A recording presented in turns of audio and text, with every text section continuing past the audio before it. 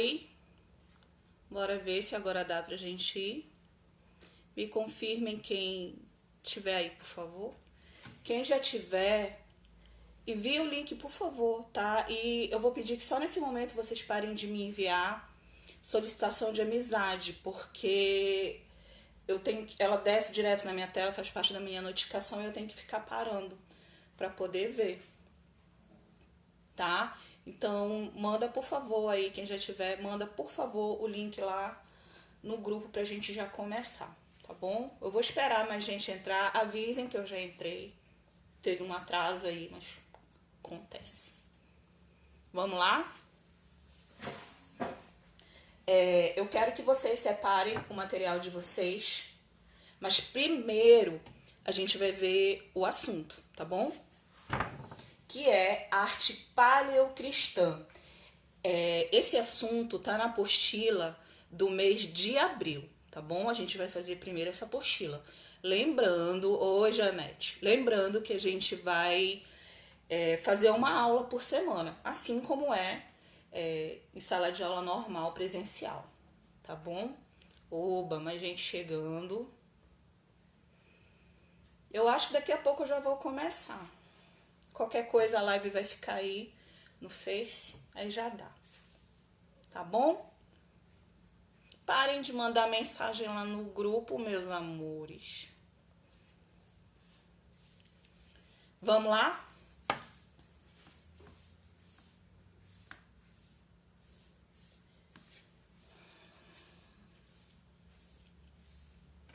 Vou ler de óculos mesmo para evitar de eu ficar tirando. Meu óculos é para longe, mas enfim. Oba, já temos um número aí. Então, vamos começar? Peguem a apostila, tá? Primeiro a gente vai ler a apostila. Quem não tem, lê no celular que a gente mandou também lá, tá? Não me mandem, amores, solicitação tá público. Dá para qualquer pessoa assistir. Eu mudei, inclusive, a configuração ontem, tá bom? Bora lá. Jesus Cristo, o histórico, depois de torturado e condenado à crucificação, torna-se ainda mais admirado e com muitos seguidores fiéis aos seus ensinamentos. Então acontece aqui um fenômeno.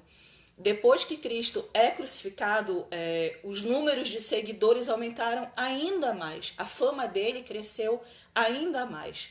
É muito parecido assim quando morre quando morre um artista, quando morre um cantor. Tem cantor que faz mais sucesso morto do que vivo, né? Fazendo uma relação esdrúxula, mas enfim. Então, depois que ele morre, os seguidores dele aumentaram muito, tá? Como mesmo havia cometido um crime capital, que eu já expliquei para vocês em sala de aula, né? Que Cristo cometeu um crime capital e por isso ele foi condenado à crucificação. Os seguidores do cristianismo são perseguidos no Império Romano. Nero, que era o imperador daquela época, né, proíbe o cristianismo, que era ainda não era a religião como a gente conhece hoje, mas era um grupo formado, né, pelas pessoas que seguiam os dogmas de Cristo. E os cristãos manifestavam a sua fé em locais mais afastados. Então a gente está falando aqui de um período onde a pena de morte ela era muito comum. E não era uma morte hoje em alguns estados norte-americanos, em alguns países ainda se tem a pena de morte, ainda se mantém, né? Mas elas tentam ser mais humanizadas, com uma injeção letal para que a pessoa não sinta dor.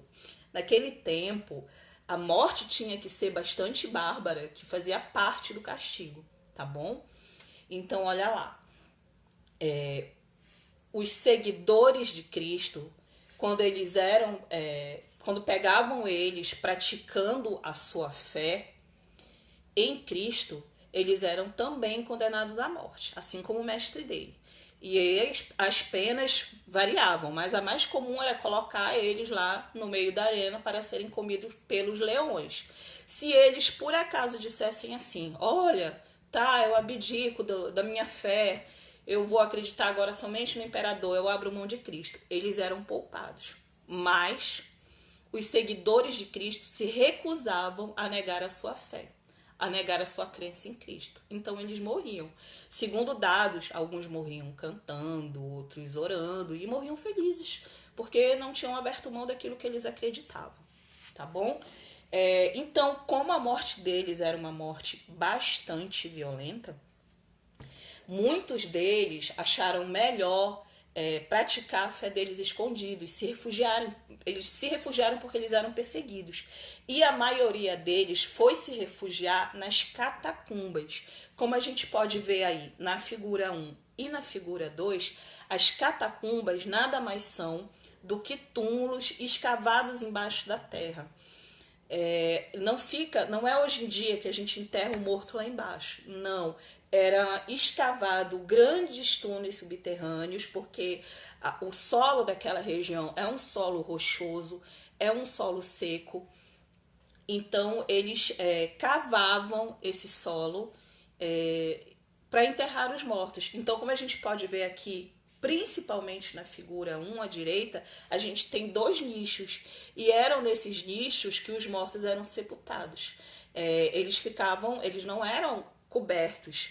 Colocava-se um pano, exemplo de Cristo, né, que foi enterrado com um pano de linho, colocava-se um pano e ali o morto ia se decompondo. Mas não tinha uma proteção. Mas aí, como era um lugar cheio de cadáveres, era muito arriscado, além de ser um pouco macabro, né, uma coisa assustadora, então eles acharam melhor se esconder lá, para praticar a sua fé.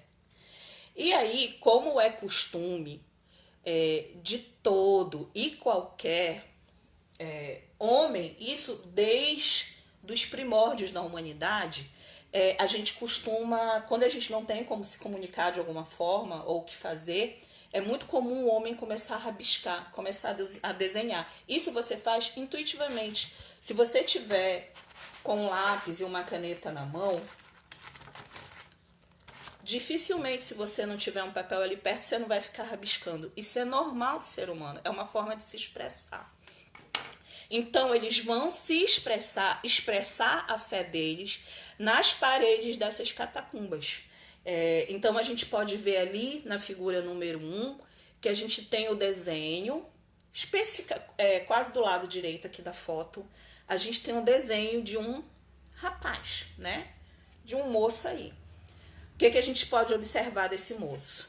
Bom, ele tem a pele clara, ele tá com uma coroa na cabeça, uma coroa com espinhos largos, ele tá com um manto, ele é imberbe, ele não tem barba, o cabelo dele também é bem curto, assim como era a moda dos romanos naquela época. Era muito comum até eles usarem perucas, alguns nobres usavam. Na figura número 2, a gente vê a figura do bom pastor, né? Lá entre os túmulos, entre os nichos dentro da tumba. Aqui, né, na figura número 2, a gente tem muito nicho, né? A gente tem 1, 2, 3, 4, 5, 6, 7, 8, 9, 10 nichos para os mortos ficarem. Esses tijolos que estão aparecendo assim já foram obras posteriores, tá? Mas originalmente não tinha cobertura nenhuma, não tinha porta nenhuma, o morto ficava por lá mesmo. Então, olha esse lugar insalubre, olha o que os cristãos tinham que fazer para poder professar a sua fé, expressar a sua fé. Então, eles tinham que conviver com cadáveres em decomposição para poder se esconder, tá bom? E lá eles faziam os desenhos, as figuras da crença deles. Então, as principais figuras, como a gente vai ver, vai ser o bom pastor, a Santa Ceia, assim como hoje, dentro da tradição, principalmente a católica, que é aquela que contém mais símbolos, que é aquela que contém mais signos, ela gosta muito de enfeitar seus templos, as suas igrejas com figuras, principalmente com figuras do Antigo, do Novo Testamento, tá? Bora lá para a segunda parte. Ainda hoje podemos visitar as catacumbas de Santa Domitila e Santa Priscila. A pintura paleocristã é bastante escassa e totalmente simbólica. Quando eu digo simbólica, eu digo que ela é representativa, tá? ela não tem intenção de ser rebuscada, não é para isso que ela foi criada. A arte paleocristã, ela é feita para você ter uma figura onde você possa contemplar enquanto você ora. Foi assim que nasceu a tradição católica de ter imagens, de ter símbolos. Você ter algo para onde direcionar para você orar, tá bom? Dentro do contexto da religião deles. Vamos lá. Seus temas eram bastante baseados no cristianismo, podiam representar orações, figuras humanas e de animais, principalmente do cordeiro, que era o símbolo da imolação, né, do sacrifício, símbolos cristãos e passagens dos evangelhos e cenas típicas da vida religiosa da época. Os evangelhos é a narrativa bíblica que conta, né?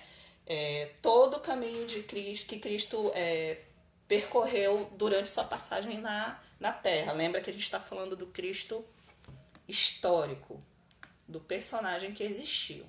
Então, bora lá. Na figura número 3, a gente tem a cena clara de Cristo ali no meio, dentro da arte paleocristã, com um manto branco, a exemplo da outra figura, da figura número 1. O Cristo também é imberbe, ele é até meio ruivo, cabelo curto, muito parecido com o romano, muito diferente do que seria o Jesus histórico, o Jesus da Palestina, que teria pelo menos uma pele morena. E na figura número 4 a gente tem lá Jesus também segurando ramos, tá? Em volta de cordeiros e alguns seguidores. Aqui não tem... Se a gente fosse colocar essa figura para uma pessoa que ainda não tivesse visto nada da arte paleocristã, dificilmente ela ia detectar que ele era Cristo, porque ele não tem nenhum símbolo que o identifique, como é comum nessa arte, tá? Ele não tem, por exemplo, a auréola, aquele halo de luz em cima da cabeça. Ele não tem um manto vermelho, que ficou depois característica, uma simbologia que vai aparecer principalmente no renascentismo, que é a cor da realeza. Mas isso a gente vai falar bem mais lá pra frente, tá? E na figura número 5 a gente tem provavelmente Maria Madalena. As pinturas paleocristãs, elas não têm legenda. Então você tem que ter uma criatividade aí para tentar ver qual é esse personagem que tá lá. Então eu tenho aqui provavelmente Jesus, mesma coisa, imberbe, cabelo curto, encaracolado, meio ruivo, meio louro, pele clara. E Maria Madalena ajoelhada aos seus pés. Eu penso que é Maria Madalena porque ela era uma seguidora dele. Dificilmente a gente vê, principalmente no que diz a Bíblia, uma posição de veneração de Maria ao filho, tá? Ainda ele, enquanto vivo, era a relação normal de mãe e filho. Ele é um tanto desobediente, inclusive, mas ela nunca fica nessa posição submissa a ele. Quem fica é Maria Madalena. Então, bora lá pro restante. Inicialmente, as pinturas representavam os símbolos cristãos, que são, aí vocês prestem atenção, porque a gente vai precisar para fazer o trabalho depois. A cruz, que é o símbolo do sacrifício de Cristo. Já cansei de explicar essa parte para vocês. O peixe com pão, que é o símbolo do milagre da multiplicação. A âncora, que é muito parecida. A âncora aqui, esse símbolo da âncora, ela vai ser muito parecida com uma cruz. Mas a âncora também significa onde você se fixa. Significa onde a tua fé fica. Nesse contexto aqui, cristão, tá? Então, ela vai significar a salvação. A gente também tem o peixe, que é o símbolo preferido dos cristãos, né?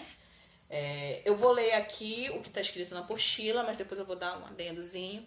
Pois as letras da palavra peixe em grego, iktis, coincidem com a letra inicial de cada uma das palavras da expressão Jesus Christus, Deus e os Soter, que significa Jesus Cristo, Filho de Deus, Salvador. Mais tarde, as pinturas evoluíram e passaram a representar cenas do Antigo e do Novo Testamento. O peixe também está ligado ao que se dizia de Cristo, né? Que ele era um pescador. Ele pescava almas, era um pescador de almas, tá bom? Também está relacionado ao milagre lá dos muitos peixes com os apóstolos. Então eu tenho aqui a figura número 6, que é a âncora, tá bom? Bem, num formato muito, muito claro de uma cruz. Na figura número 7 eu tenho o peixe e o pão. Aqui nessa figura especificamente, a gente já vê uma coloração que não era muito comum. Essa coloração verde, essa coloração cobre, que a gente vê aqui, ocre, que a gente vê aqui, tá bom? E na figura número 8 a gente tem o símbolo cristão, é esse peixe linear. Praticamente é um signo, ele não chega a ser nem um desenho, é um signo, é um símbolo, tá bom? Dentro tá escrita a palavra ictis, né? Que eu já expliquei para vocês ainda agorinha. Eu coloquei aqui 2 links para vocês saberem mais sobre esses símbolos, tá bom? Essa é a primeira parte da arte cristã, tá bom? Eu acho que teve um aluno que me perguntou numa sala, professora, mas por que a gente está sabendo tanto de Cristo? Porque durante um período, até início do século XX, a arte praticamente ela vai ser toda religiosa. Então, acostume-se. E para a gente entender os signos, entender os símbolos, a gente precisa ter familiaridade com a história que está por trás disso. O conhecimento, ele não é uma coisa só. O conhecimento é uma coisa ampla. Quanto mais assuntos dentro de uma pauta, mais abrangente vai ficar o teu conhecimento. Tá bom? E em arte, principalmente, que você tem que ter conhecimento de política, de filosofia, de sociologia, de história, de matemática, enfim, de uma gama de tudo. Você não precisa ser um PhD, você não precisa ser um especialista, mas você precisa ter conhecimento. Conhecimento sempre é válido. Então, meus amores, alguma dúvida quanto a esse período? Já podemos ir para atividade? Deem um ok aí. Vamos lá? Observe atentamente 3 e 4. Na forma como Cristo é representado fisicamente nas antigas figuras das catacumbas. Ok, já vou começar a fazer atividade. Então, bora lá. Descreva essa representação. O que é a representação que eu quero que vocês façam? É a física. Lembra que eu fiz uma pergunta para vocês na sala? Como vocês imaginam que é Cristo? Então, tá ok, Karina, já comecei. Bora lá. Observem, e eu já falei um pouquinho, observem como Cristo era representado nessas figuras.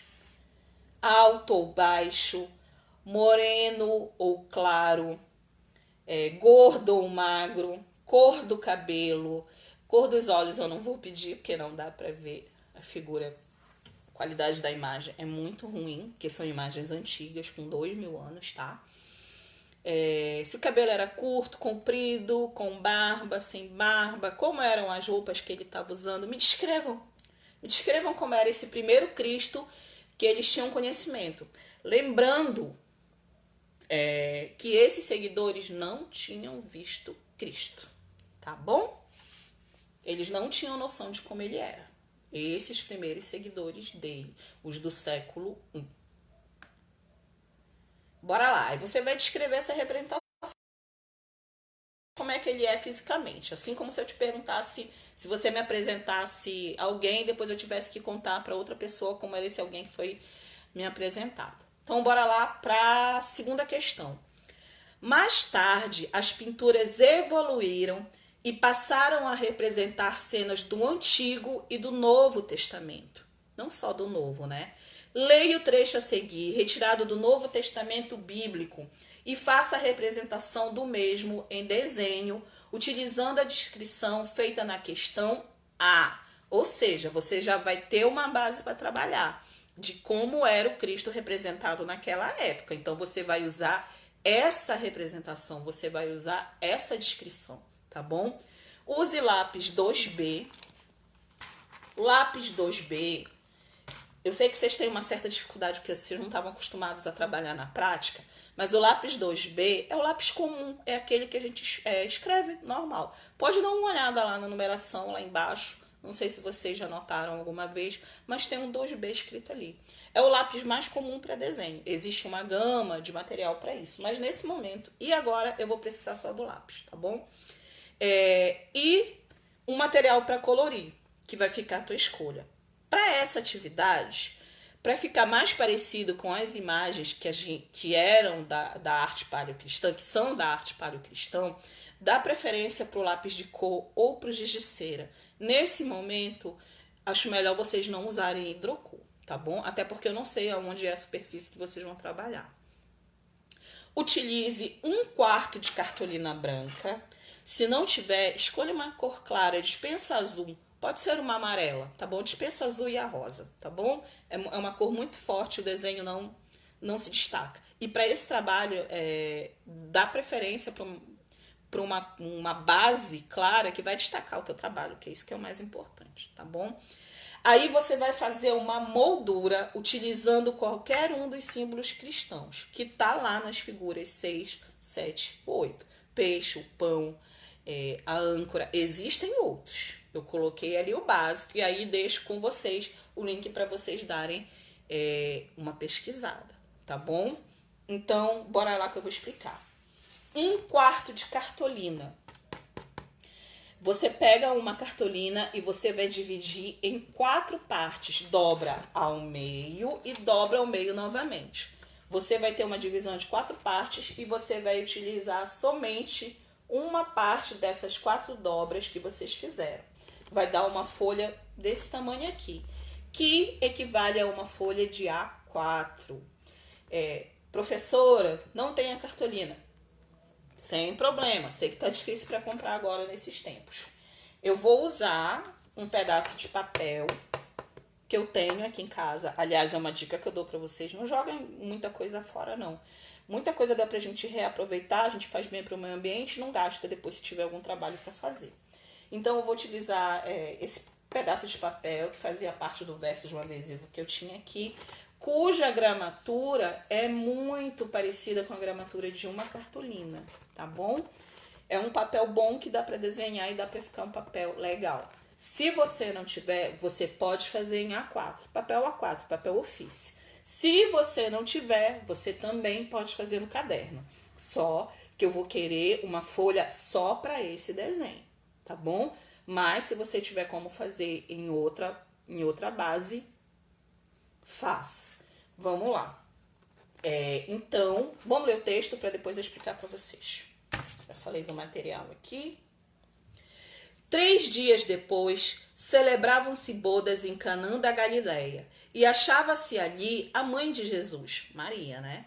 Também foram convidados Jesus e os seus discípulos, que eram aqueles 12 rapazes que seguiam ele, né?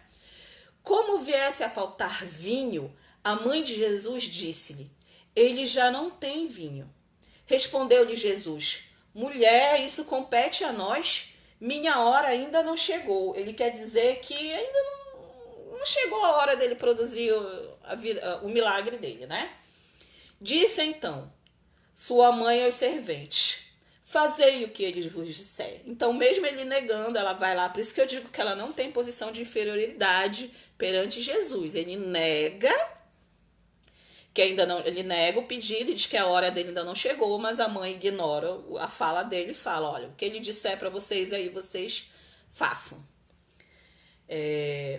Ora, achavam-se ali 6 talhas de pedra para as purificações dos judeus, que continham cada qual 2 ou 3 medidas. As talhas são como grandes caldeirões, e era muito comum naquele tempo os judeus fazerem essas libações, essas purificações. Eles entravam lá para limpar o corpo, para se lavar, tá bom? A água é um tipo de limpeza do corpo, mas também é um símbolo de purificação da alma, tá bom? Ela tem essa simbologia. Jesus ordena-lhes: enchei as talhas de água. Eles encheram-na até em cima. 6 talhas, era muita talha para purificação. Tirai agora, disse-lhe Jesus, e levai ao chefe dos serventes. E levaram, assim eles fizeram. Logo que o chefe dos serventes provou da água tornada vinho, não sabendo de onde era, se bem que soubessem os serventes, pois tinham tirado a água, chamou o noivo e disse-lhe: ora, é costume servir primeiro o vinho bom, e depois, quando os convidados já estão quase embriagados, servir o menos bom. Mas tu guardaste o vinho melhor até agora. E ele fica surpreso com aquilo. Olha o gesto, né? De bondade que ele não sabia que tinha sido Jesus, pensava que tinha sido o dono da festa, fez. Então ele não só tornou a água em vinho, mas tornou a água no melhor vinho que tinha ali, porque é Jesus, né? Se não for melhor, não dá certo. Este foi o primeiro milagre de Jesus. Realizou-se em Caná da Galileia, manifestou a sua glória e os seus discípulos creram nele. Para quem quiser ver, esse texto foi retirado de João, capítulo 2. Então, bora lá. Vocês vão ter em mente essa cena do casamento. É um casamento. Imaginem e pesquisem, acima de tudo, como era um casamento em Caná da Galileia há 2000 anos atrás. Vocês tem que ter em mente principalmente a indumentária, a roupa, os objetos de cena, como era aquilo lá, tá bom? Vocês vão representar. Aí a gente tem alguns personagens, a gente tem os serventes, a gente tem Maria, a gente tem Jesus, os seus discípulos, a gente tem o homem lá que elogiou o vinho, a gente tem o dono da festa. Então já temos o cenário, que é o casamento, e já temos os personagens. Lembrem-se que o Cristo aqui não é o Cristo iconográfico como a gente conhece, tá? Que eu já expliquei para vocês da onde que a imagem surgiu. Aqui a gente vai falar do histórico, então vocês vão ter que retratar ele como ele era retratado no século I da era cristã, nas catacumbas. As figuras estão lá, os exemplos estão lá. Pelo amor de Deus, passa um lápis de cor. Eu não gosto de nada sem cor na minha vida. Então, passa um lápis de cor, passa um giz de cera, capricha. E aqui, na borda, você vai fazer uma borda e enfeitar ela com os símbolos cristãos. Eu vou fazer uma aqui, mas eu já vou dizer de antemão que não é para fazer a mesma. Eu vou utilizar o peixe, que é o mais iconográfico, é o mais simples de fazer, tá bom?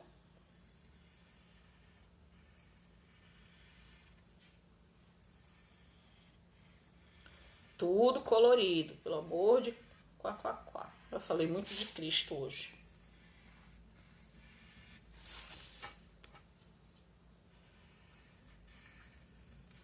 Eu quero que esse desenho de vocês se pareça muito com o documento. Esses desenhos paleocristãos, eles são documentos.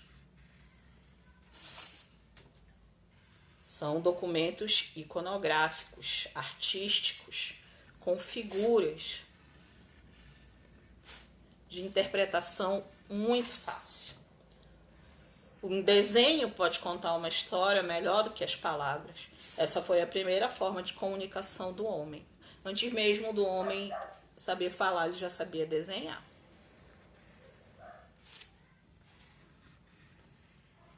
Pronto, já fiz. Deixa eu aproximar. Tá vendo? Ó, eu enfeitei toda a borda com o símbolo do peixe. Tá? Ó. Depois dá pra dar uma pintadinha, dá pra colocar outros elementos. Você pode utilizar também outro símbolo também, não precisa ser só um, tá bom? As dúvidas vão ser tiradas lá, não dá pra ficar lendo tudo aqui. Thelma, amiguinha. eu vou tirar lá no grupo. Lembrando, se você quiser... Sim, Jonathan, isso mesmo, para fazer um desenho não de Cristo, mas a cena que tá ali no texto, tá bom? É isso que você vai fazer. E vai utilizar como moldura dessa representação símbolos cristãos. É um detalhe, é um enfeite. Mas o principal do trabalho vai ser você representar a cena que está sendo contada aqui no texto, tá bom? Utilizando a representação que vocês fizeram fisicamente, a representação física que vocês fizeram na letra A da primeira questão, tá bom?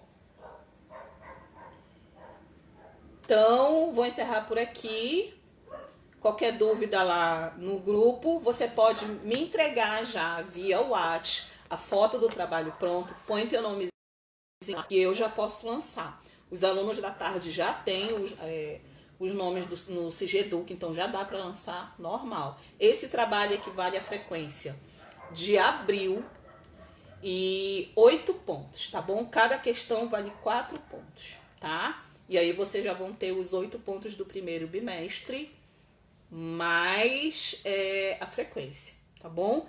Se não der para você fazer agora, você pode me entregar também no retorno, porém aviso, não tem data para esse retorno acontecer. Hoje a gente já teve mais uma prorrogação da suspensão das aulas, né, pelo governo do estado. Então, junho também não vai ter, julho também não, porque é férias, a lei não permite que se trabalhe nas férias, tá bom? Então, na melhor das hipóteses, em agosto, mas também duvido, pelo que a gente está vendo aí. Então, se vocês já puderem fazer antes, melhor. Sim, Kemily, é para pintar com qualquer cor, mas lembrem-se, não vão usar cor muito berrante. E lembra das cores com que Cristo era representado. Lembra que eu já falei lá, tá bom? Dificilmente utilizar uma cor forte lá. Essa cor da realeza, ela só foi começada a acontecer já no Renascimento, tá bom? Onde Cristo é retratado mais como um rei, muito imponente. Diferentemente do que a gente vê aqui, tá bom? Nesse período da arte paleocristã. É para entregar até quando, Nicolas? Você pode me entregar assim que você acabar, tá bom? Só não mandem pro grupo para eu não me perder nas mensagens. Mandem no meu PV, tá bom? E aí eu já vou lançar nota. Mas só me entreguem depois que esse trabalho estiver pronto. Eu não aceito sem estar pintado. Vocês sabem bem. Aliás, não, que vocês não eram meus alunos. Então já fiquem sabendo. Trabalho concluído para mim tem que estar do jeito que eu estou pedindo aqui. Se tiver faltando alguma coisa, a nota dele cai. Não vou julgar talento artístico de ninguém. O trabalho tem que estar correto dentro daquilo que eu pedi. A única coisa que eu não vou admitir é que vocês desenhem para mim o Zé, que eu já vou desenhar aqui, já vou apresentar para vocês o Zé. Para quem eu ainda não apresentei. Peraí.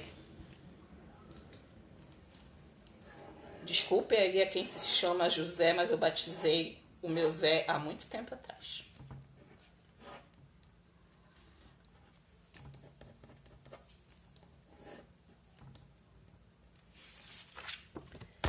Esse é o Zé, tá? O Zé levou farelo, ele já não existe mais. O Zé morreu nas aulas de arte. Vocês já estão num patamar que vocês já não têm mais a necessidade, um patamar de desenvolvimento, inclusive cultural, intelectual, que vocês já não vão mais desenhar essa caveirinha aqui. A minha tá lindinha, ó. Tá até sorrindo para vocês, mas ela não vai aparecer nos desenhos. Eu não aceito esse tipo de desenho. Ah, professora, não consigo. Consegue, tá? Consegue sim, tô falando pra vocês. Se o homem da caverna, que não tinha nem escola pra ir, não tinha GT pra comprar material, ele conseguia, porque vocês não conseguem. Todo ser humano nasce com a capacidade de desenhar. Todo. Uns desenvolvem, outros não. mas a qualquer momento ele pode desenvolver, basta querer, tá bom? Também não precisa ser uma Mona Lisa da vida, tu não precisa te tornar um Picasso de uma hora para outra. Mas faz o melhor que você puder. Tá com tempo, né? Não tá fazendo nada, quase não tem aula. Então vai lá e capricha no teu desenho, tá bom? Eu vou parando por aqui. Já cansaram de ver minha cara? E a gente se fala lá pelo grupo, tá? Beijo pra vocês.